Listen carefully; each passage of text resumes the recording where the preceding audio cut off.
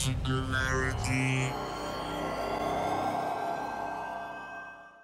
Hello everyone and welcome to another edition of Singularity One-on-One. Singularity One-on-One is a regular podcast feature of Singularity weblog where you can go and listen to it or download it in full. My name is Nicola, aka Socrates, and as always, I will be the man with the questions. Today, my guest on the show will be Jamais Cascio. Jamais has been selected by Foreign Policy magazine as one of their top 100 global thinkers.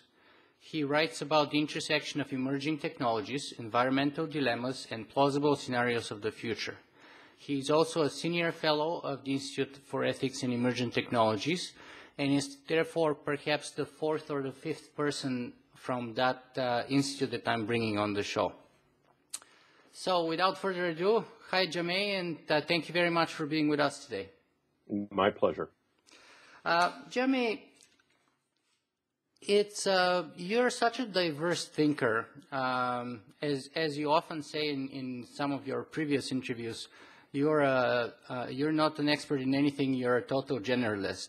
An easily distracted generalist, yes. Easily distracted generalist, excellent, yes. So, coming from another easily distracted generalist here on this end, let's see how we can do a focused and interesting, entertaining, informative interview.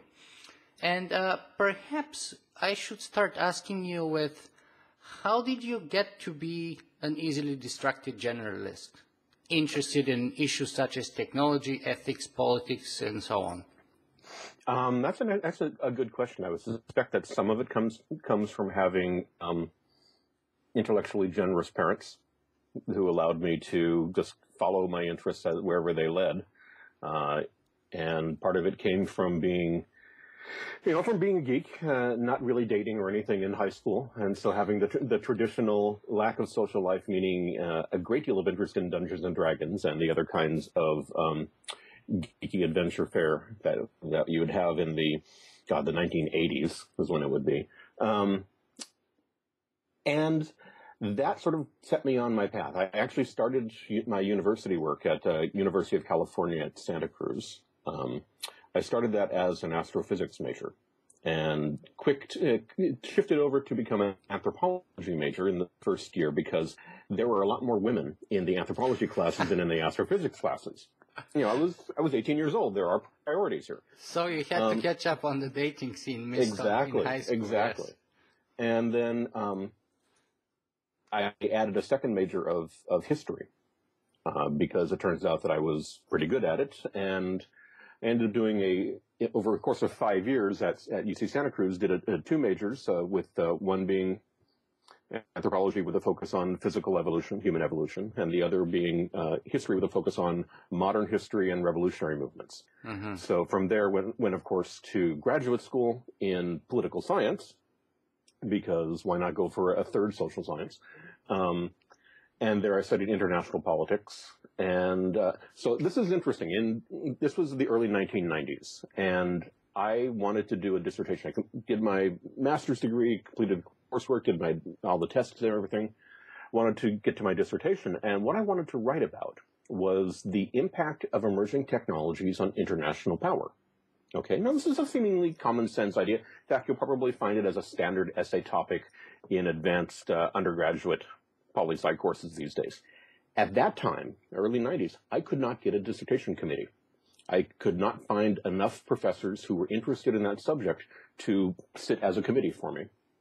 And they wanted me to do things like write about the global textile trade regime. Now, this was at UC Berkeley, so actually one of the top 10 political science departments at the time. And so I wrestled with things and pulled out what was left of my hair for about a year and decided to actually walk away. So I do not have my PhD, even though I have done everything leading up to writing a dissertation. And so I went to work in the computer field, and after a few years of just doing a lot of tech stuff, I ended up getting a job as the tech guy at Global Business Network, which in the mid-90s was one of the first scenario planning consulting groups, founded by Stuart Brand, who was one of the original editors of Whole Earth Review, and Whole Earth Guides. He was also Peter Schwartz, who wrote Art of the Long View, Napier Collins, J. Ogilvy, Lawrence Wilkinson. So a group of really smart guys got together and decided to start a company entirely predicated on the concept of helping organizations think about the future. They brought me in as their tech guy, and they very quickly realized that I had other skills, such as the ability to write, and so they started bringing me out on their jobs as their in-house consultant on technology futures. And that went for a few years, and then I had one of their colleagues, one of their friends, was a television producer who was working on a science fiction show, and was sort of running some ideas that he was having past those of us at GBN, and he really liked what I came up with and said, hey, why don't you move down to Hollywood? I'll give you a job working as a tech consultant on our new science fiction TV show. I'll even guarantee you a script. So if you want to be a Hollywood writer. Okay. Wow. I never had a Hollywood dream, but you don't turn down an offer like that. Which means, of course, as soon as we moved down, my wife and I moved down to Hollywood, the show was killed. Canceled before it even aired. And then I spent the next couple of years bouncing around helping out writers and doing tech advising on different science fiction shows. And the weird experience of being in Hollywood, a very quintessential Hollywood experience of working on a bunch of stuff, getting a lot of work, nothing I worked on ever actually made it to air. And so it was a surreal phenomenon of being really creative, putting a lot of energy and thought into thinking about what's to come, and nothing that I worked on ever actually had an audience. And I didn't like that. So I ended up going back and doing consulting work. And in 2001, the consulting company I worked for went bankrupt. And that was the last time I worked full-time in an office. And so I've been doing freelance stuff, game design, and writing and giving public talks. These days, I do most of my work as a full-time or a half-time consultant for the Institute for the Future in Palo Alto, which is a 40-odd-year-old nonprofit foresight organization, spin-off from RAND originally, now specializes in, I'm in the 10-year forecast program there, and they selected me as one of their distinguished fellows. So I'm a senior fellow for IEET and a distinguished fellow for IFTF. And so just, you can refer to me as fellow at any time, and I'll answer that. Okay, dear fellow, I have to say that at least in one sense I was more successful than you, and that's in pulling out my hair. Yes.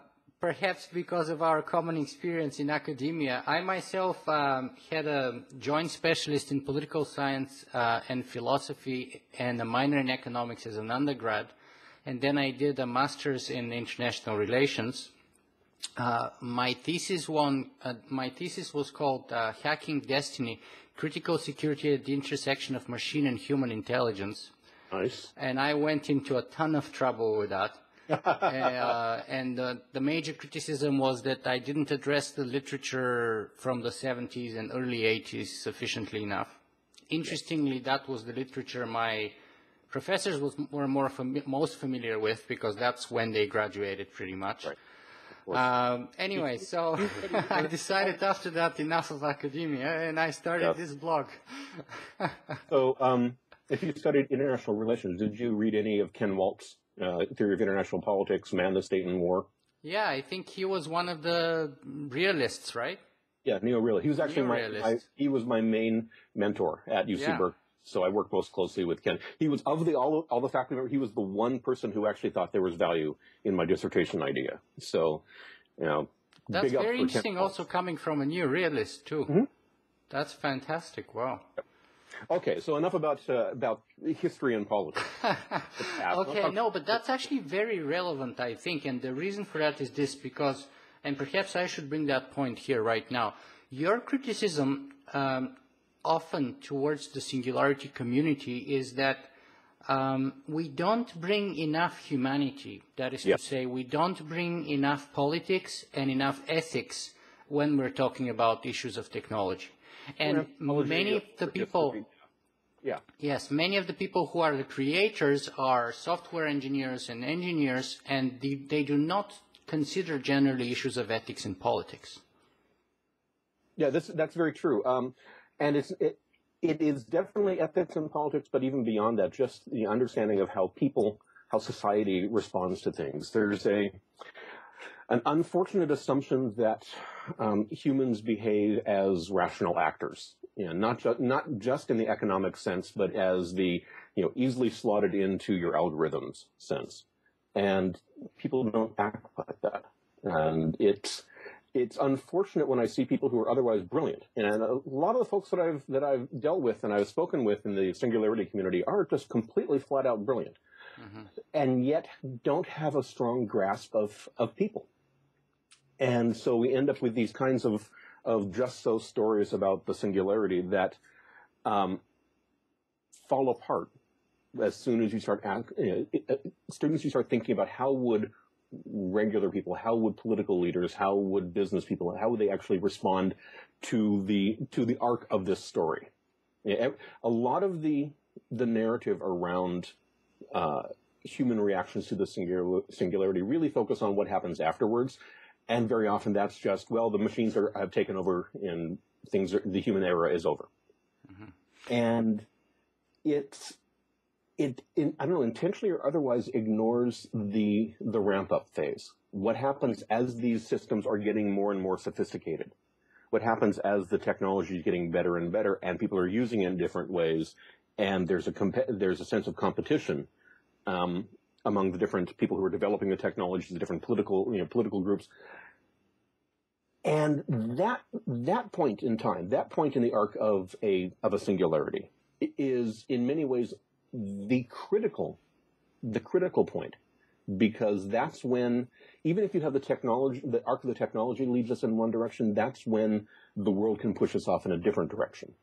There's a kind of godlike agency that's assigned to the technology, and an utter lack of agency that's assigned to society in a lot of these stories. I mean, Kurzweil in particular.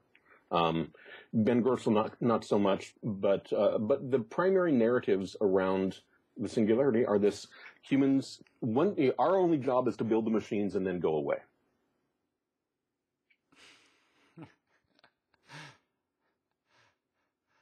Well, I don't know if I don't know if actually Kurzweil would entirely agree with that, but let me just backtrack just a little bit here and say, let's start putting a little bit more meat here in our conversation by laying out your views about the Singularity community in general and Singularity University in particular. Right. So you can elaborate even more on what you just said. Right. The Singularity community in general, actually, of the vast majority of the people that I've interacted with, I adore. I really like the people that Ben Goertzel's a great guy, really smart. I've had a number of good conversations with him. Werner Vinge is just a hoot. He's really clever, and I've greatly enjoyed the time I've had talking with him. I've never met Kurzweil, so we sort of set that one aside. But by and large, the Singularity community are people who are really thoughtful and, for the most part, really concerned about the impacts of technologies, of transformative technologies. There are too few people in the Singularity community who come from a non-engineering background. And engineering here in kind of a broad sense. And they don't necessarily all have degrees, masters of science in mechanical engineering or computer engineering or something like that, but they all come from that mindset. So for example, Michael Anisimov, I don't know what his educational background is, but a lot of the work that he produces, a lot of the writing and that he's done, the conversations that we've had, seem to come from that perspective of an engineer. And there are too few people who really understand human societies. And so what we end up with is, because they're talking about, just like you mentioned your professors who wanted to know what you thought of the 1970s literature because that's what they were familiar with, you have a lot of folks in the Singularity community who want to talk about the engineering and technology sides of things because that's what they're familiar with. You start to throw out human issues, legal issues, liability, issues around political reactions and irrational reactions and competition, and this is stuff that's squishy and hard to quantify, and is not stuff that they've spent a lot of time studying, and so they tend not to want to focus in that way, and it's completely understandable. And so you have the body of this, not just of this community, but of this movement, really having a strongly technophiliac bias. And I don't mean bias in a bad way, but bias in this is where the most of their perspectives are coming from, and there are other things that are largely being ignored. So what was particularly interesting about Singularity University is how that manifests. Because if you look at especially the original curriculum for Singularity University, you had 9 or 10 different themes, different course. I think 7 or 8. Well, actually, originally I think it was like 9 or 10, because I remember doing trying to develop an alternative, and 10 was a nice even number. Mm-hmm.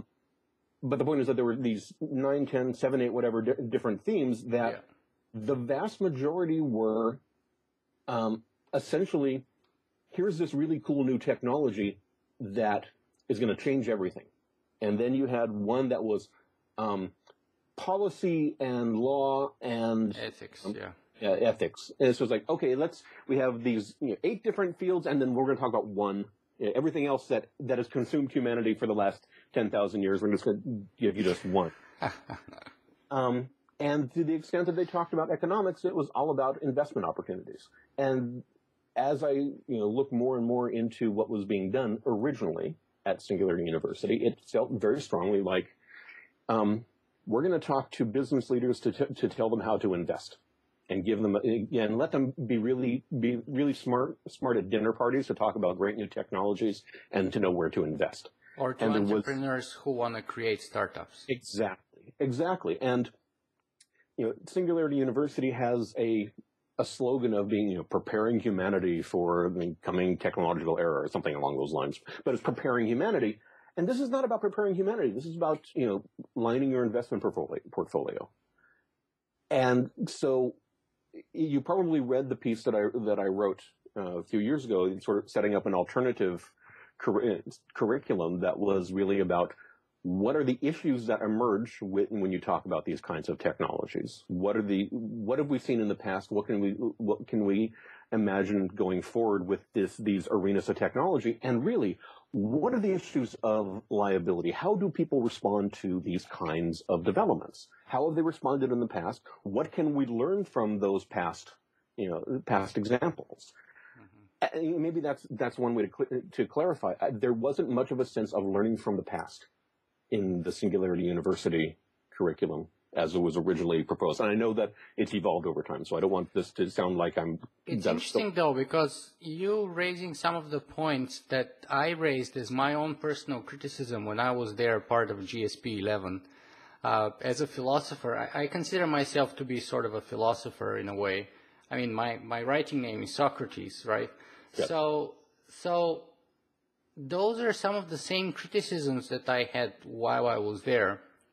But on the other hand, I can see why they could have done that. And that's precisely because it's very engineering, but I would also say very business entrepreneurship-oriented community. Mm-hmm. So in a way, it serves like an incubator, because the underlying idea or assumption is that, if you have incredible startup companies like Google, you can change the world for the better. Sure. And of course, that assumption is worth dissecting and exploring and making more explicit, perhaps, because many of the people who attended the place, actually at least at GSP 11, many of my classmates were not aware of that on the outset.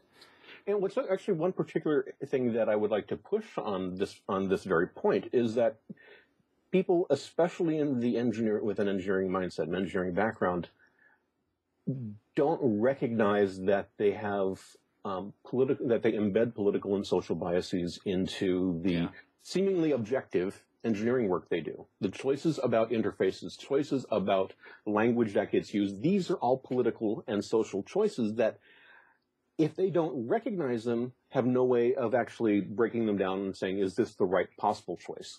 And so when you say, yes, Google Google can change the world, well, yes, it can.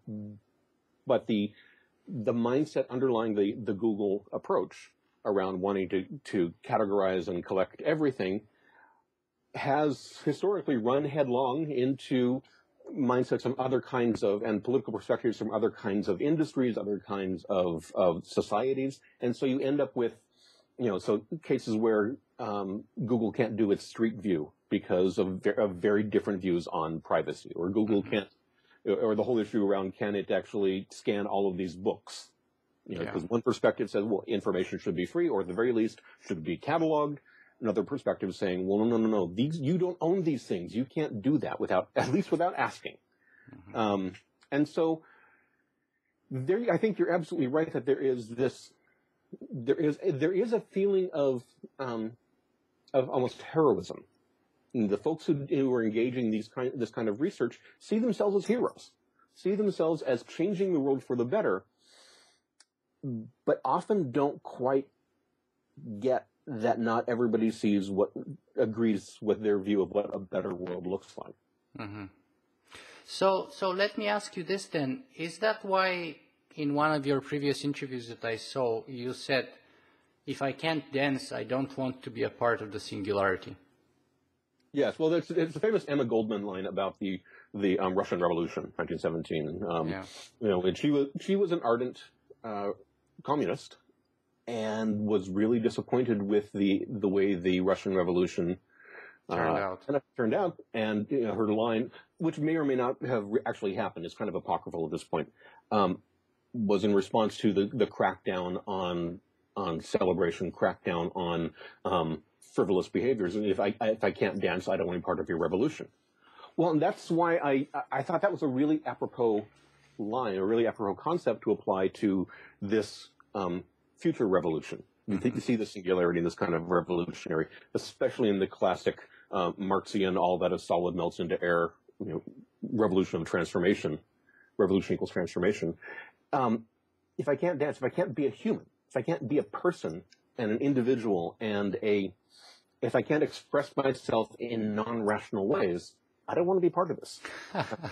And the thing is, I'm not alone in that. I strongly suspect that the vast majority of people in the world would, if told they could have everything, but they would no longer be human, they would no longer be people, would reject it out of hand. And so I'm not a technophobe. I am by no means a technophobe. I am by no means a Luddite or anything like that. I fully embrace the augmented future. But it's augmentation, not replacement. Mm-hmm. So you think there is actually value in non-rational expressions of humanity and yes, communication? Oh, definitely. Art, love. I mean, the things that we see as defining ourselves as human. These are things that are by and large non-rational. So we think, well, humans, we have hands, we make tools. Well, beavers make tools. Birds make tools. Chimps and monkeys make tools. Making tools is not uniquely human. The artistic expression of emotion is one thing that does seem to be uniquely human. But we're also the only species that is rational, so could you make at least a correlation? How do you know that? Well, I guess that's a great question, but we're the only ones who can do advanced calculus and send stuff to Mars, for example. Yes, this is true. Yeah, I wouldn't count a meteor strike knocking a bit of rock from Earth to Mars with some biology on accounting, but okay. You're right. The artistic expressions are not the only things that make us human, but we can't discount them. And I find all too often that folks who are engaged in this kind of, in the singularity discourse, are eager to discount the non-rational, eager to discount the meat, as it were. Mm-hmm. They can't wait to be uploaded. Well, I don't want to be uploaded. I'm sorry. I'd be very happy to have some really fancy replacements for my arthritic knees and for my non-perfect ears and eyes.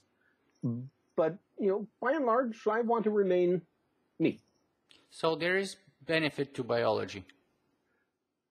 There is benefit to biology. It's not the only beneficial thing out there. It is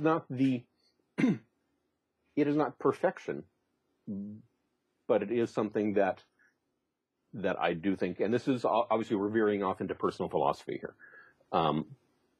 It is something that has over the past, certainly the past, 200,000 years since Homo sapiens, or if you want to go back the past however many, 2.5 billion, 3 billion years of DNA-based life, it's, proven pretty hardy. It's proven pretty adaptable.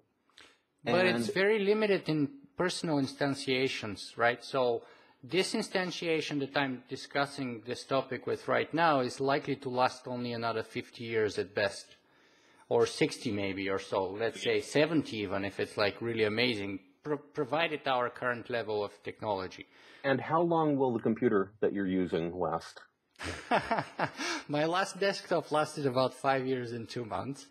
Okay. I just replaced it. I know that's a tricky question because I shared with you in the beginning that I just replaced my desktop. But that's kind of improving, isn't it? No, actually it's not. I think the replacement cycles are even faster. Shorter, in a way. People replacing their mobile phones, people replacing, their tablets or iPads, whatever.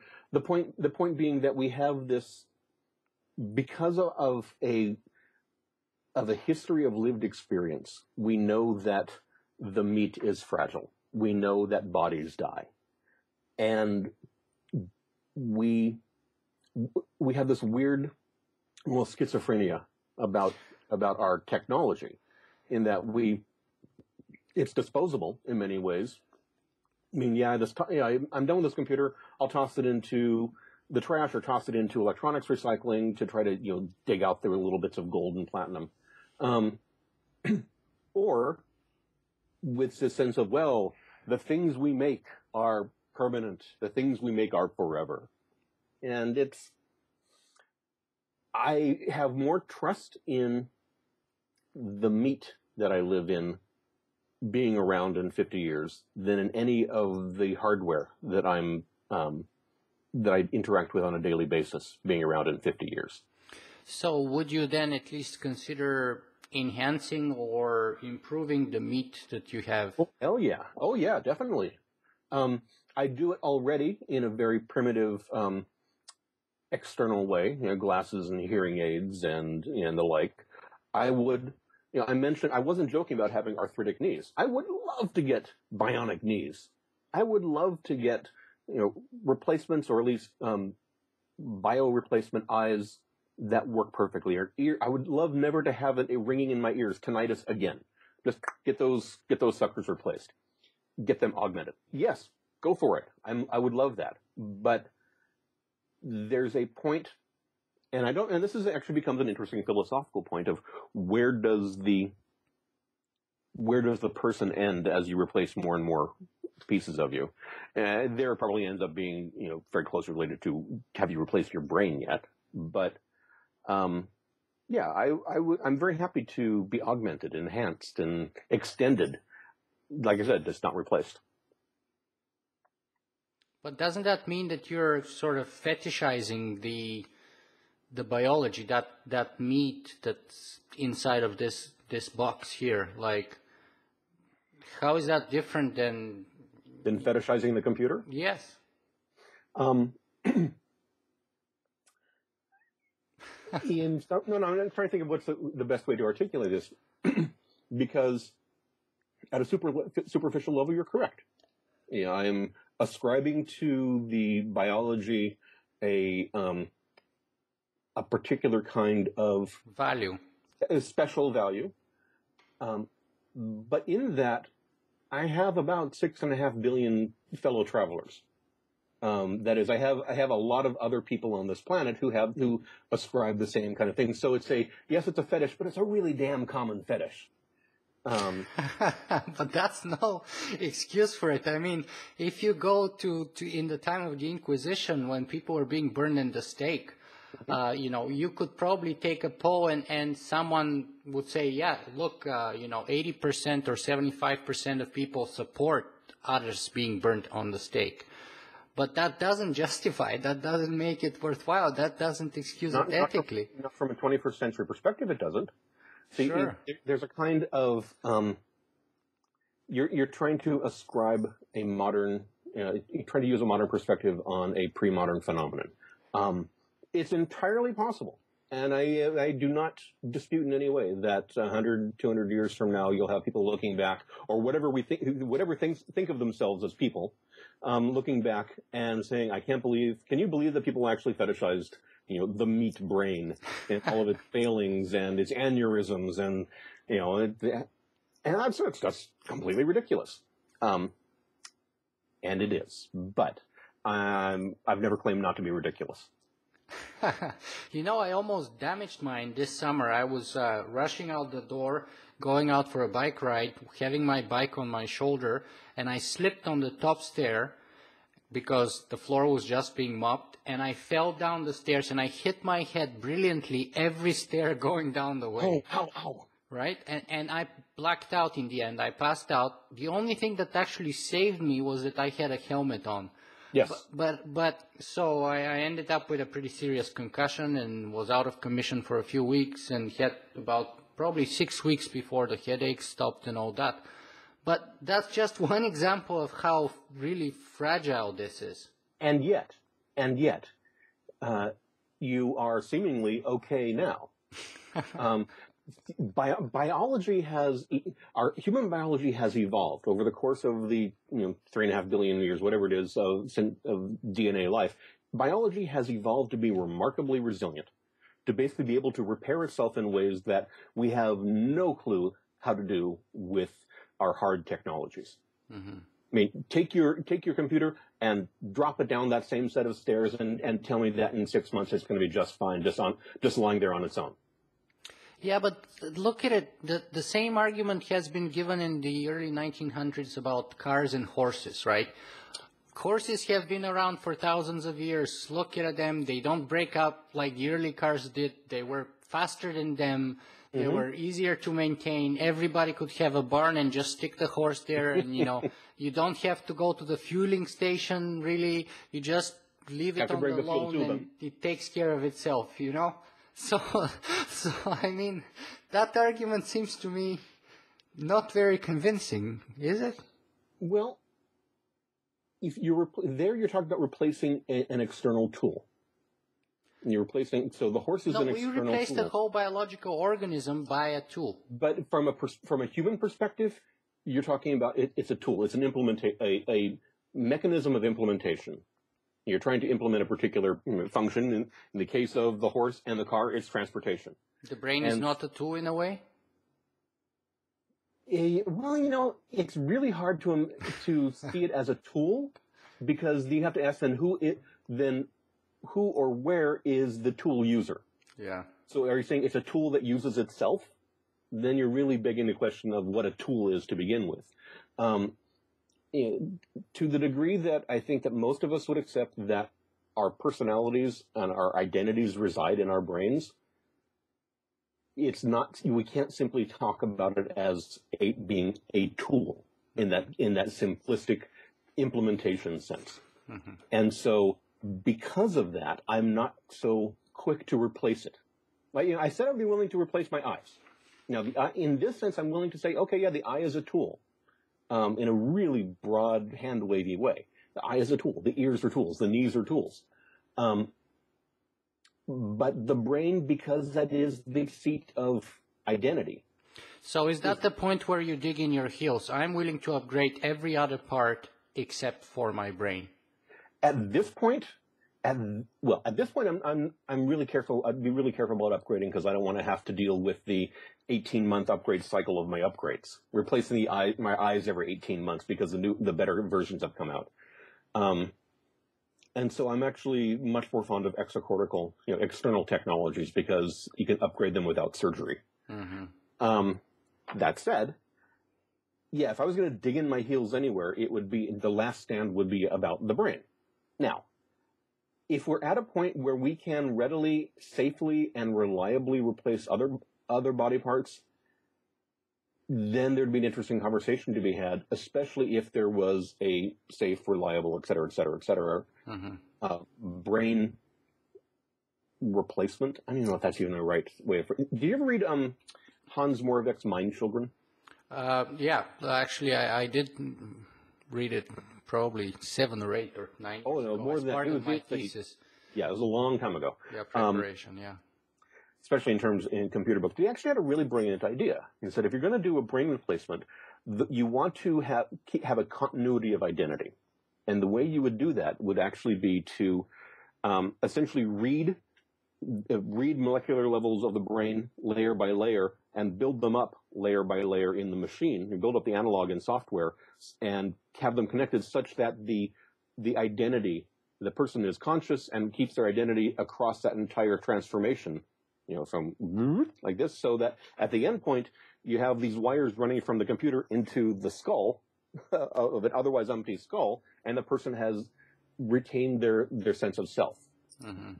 Show me that working, and then we'll talk. So the thing is, here's the problem. Our conversation at this point has been a comparison of the real world attributes of our biologies and the fantasy attributes of future technologies. We have no way to replace the brain anytime soon. We have no way to replace my knees in the way that we're talking about anytime soon. I mean, the best we can do is like some titanium implants that frankly have to be replaced on a regular basis. Yeah, fair enough. Okay, so when we need to ground our conversation in reality, and unfortunately the reality of these technologies as they stand today and in the agreeably foreseeable future. So let's say the next 5-10 years, because I think we can probably have an agreement on where things go in that short time frame. That's nowhere near as reliable and resilient and self-healing as biology is. And so we can return to this conversation in N decades when these kinds of reliable, resilient, self-healing, human-made technologies become available. But until then, it's an unfair fight, because we know all of the lived problems of biology. We don't know any of the lived problems of these replacement technologies. Fair enough. So I guess I will be the first one in line, say a decade from now, to interview you on the topic of that day's knee replacement technologies. And I'd be more than happy once I got out of my surgery to talk to you about it. Excellent. So in the meantime, let me ask you then, what is that the most upsetting, and if not, what is the most upsetting thing about the singularity today that you come across usually, that you think is something that must be addressed? Well, I think that the most upsetting aspect is the assumed lack of agency. Okay, so you have a political science background. You know what I mean by agency here. But for the people who aren't really familiar with that term, it's basically the internal capacity to act, and have your actions affect outcomes. There is an assumption in much of the singularity literature that stuff happens to us and we accept it or we don't, and it doesn't matter whether we accept it or we don't, because it's going to happen. And therefore you end up getting these really silly stories about people just embracing everything that's new because it's new and perfect and wonderful. And I'm thinking here about the science fiction narrative aspect of The Age of Spiritual Machines, Kurzweil's 1999 book. Because that's where it really hit home for me that, wow, this guy has never met another human being in his life. And so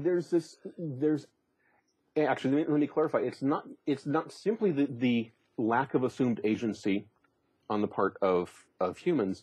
It's the assumption of perfection on the part of machines.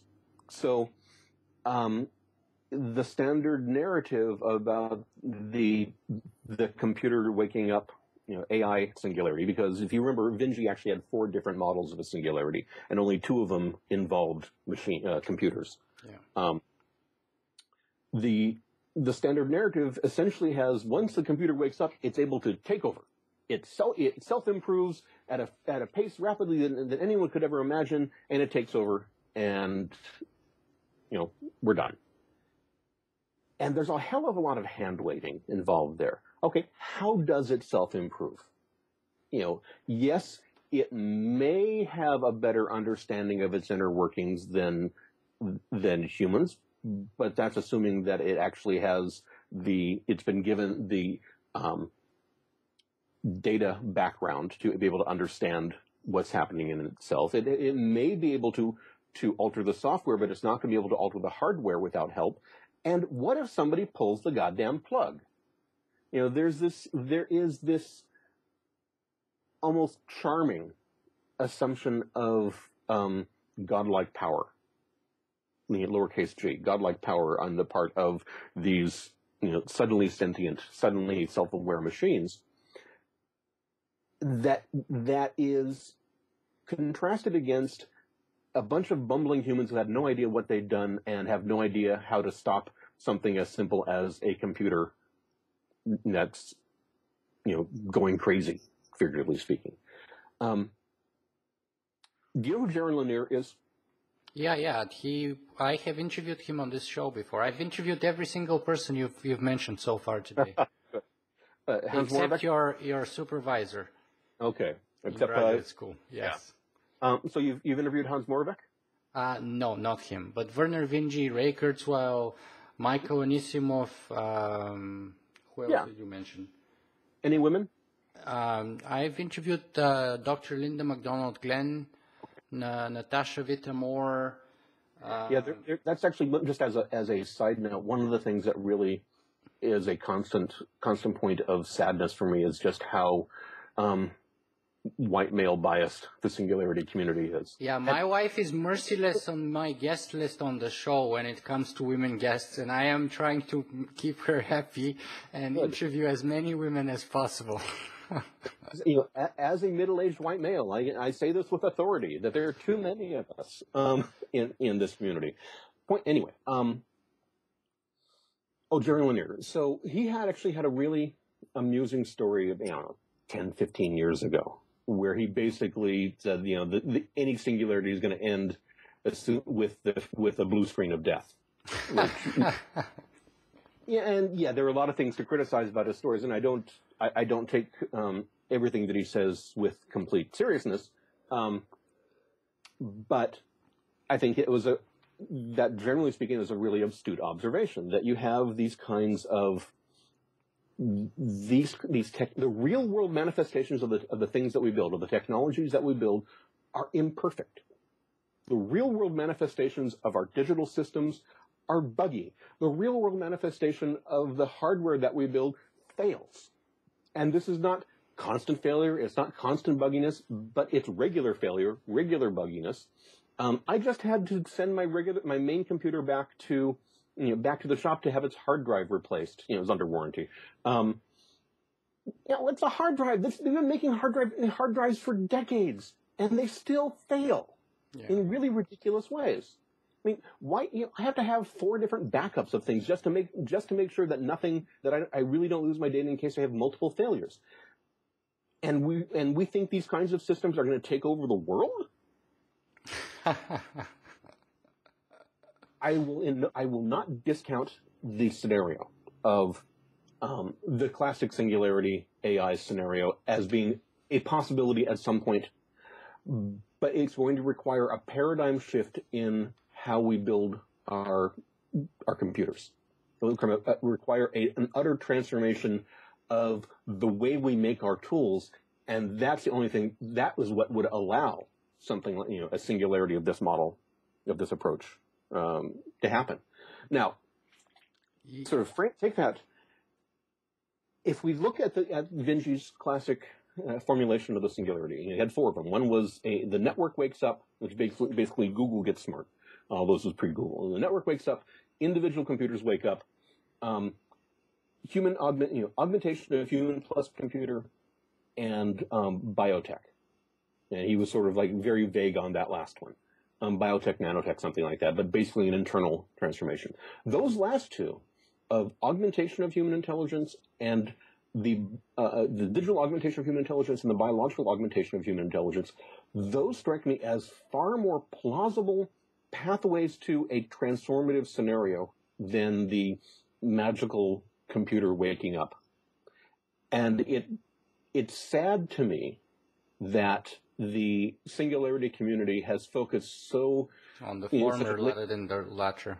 Exactly, it's focused in such a laser-like way on the fetishization of the computer, rather than looking at the wider array of things that we have a better chance of implementing in the near term, and are already having measurable impacts.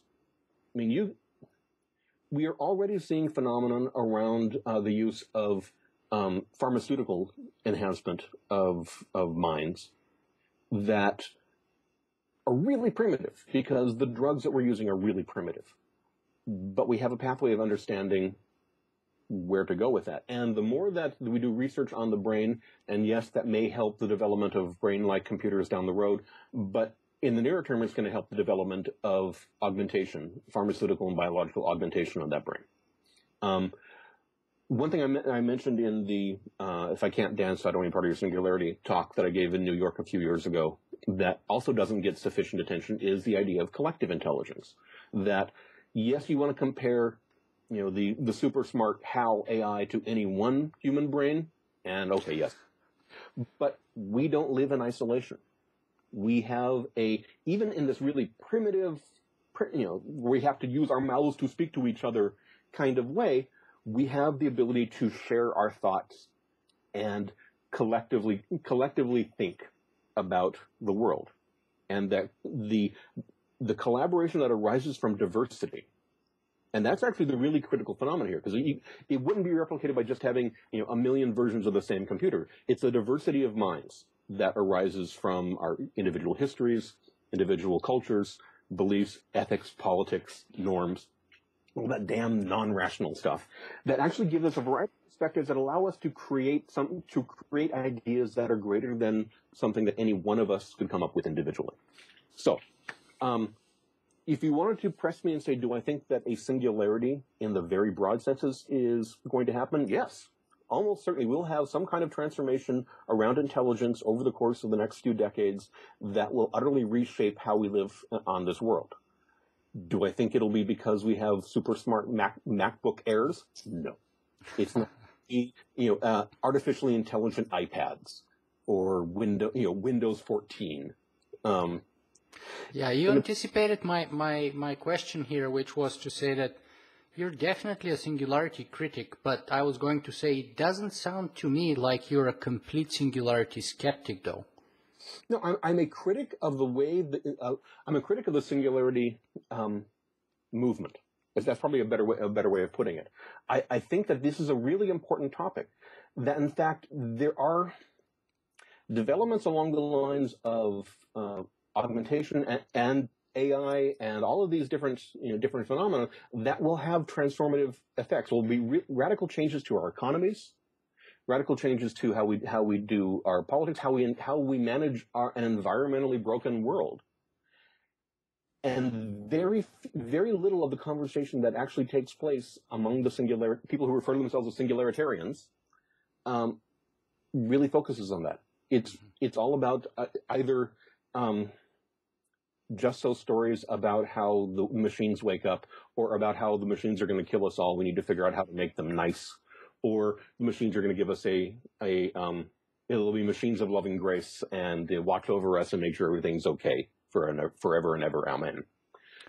These are, the analogy that gets thrown around too much, but is still apropos, is the rapture. This notion that it's going to be heaven or hell because these vastly powerful beings from beyond, that in this case we happen to make ourselves, will take us away. And there's that, I used the line from Marx before, that all that is solid melts into air. This is the very real thrust of the conversation that happens so often when I talk with people who are really deeply embedded in the singularity movement is this sense of it's all going to change. We don't need to worry about the environment because after the singularity, the machines will take care of everything. We don't have to worry about inequality. We don't have to worry about starvation. We don't have to worry about, sort of go down the list of things that are real world here and now problems. We don't have to worry about any of that because once, come the singularity, all of that will be fixed. Or none of that will matter because we'll all be living uploaded in digital worlds. Jamais, I was actually planning to cover most of those topics today, such as war, climate change, politics, inequality, and so on, because I know you have written and you have a lot to say about all of them.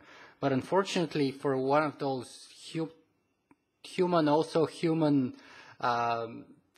deeply embedded flaws of my box, our deterioration kind of ended up being focused primarily on the singularity. And I will definitely use that as an excuse to ask you for a second interview a couple of months down the road, if possible. But for closing our interview today, I want to ask you the two usual questions which I always ask of my guests. And the first one is, where can people go and find more about you and your work? That would be, the best place to go would be my website, openthefuture.com, OpenTheFuture.com. And there has links to interviews and videos and irregular essays and bios and everything Jamais that you need to know, you can find there. Fantastic. And then the last question is, if there's a single message that you would like our viewers and listeners to take away from this conversation with you today, what would you like that to be? You matter. That your choices, that your decisions, that your thoughts actually make a difference. That we can't let ourselves be seduced or forced into thinking that nothing that we do matters. The future doesn't happen to us. The future is the manifestation of the myriad choices that we make. The future is something that we create. Bruce Sterling, who's a wonderful science fiction author. If you haven't interviewed him, you should. I haven't. I'm trying to. I've been trying to for a while. But he said something really astute. I don't know if he remembers that he said this, but I love this, is that the future is not a noun, it's a verb. The future isn't a destination, it's a process. And so that's what I try to build into all the work that I do, and I think that's what I want, if anything, that's what I want people to take away from this. I think that's a fantastic point to stop our interview at. Jamais, thank you very much for taking time to be with us today. Thank you very much.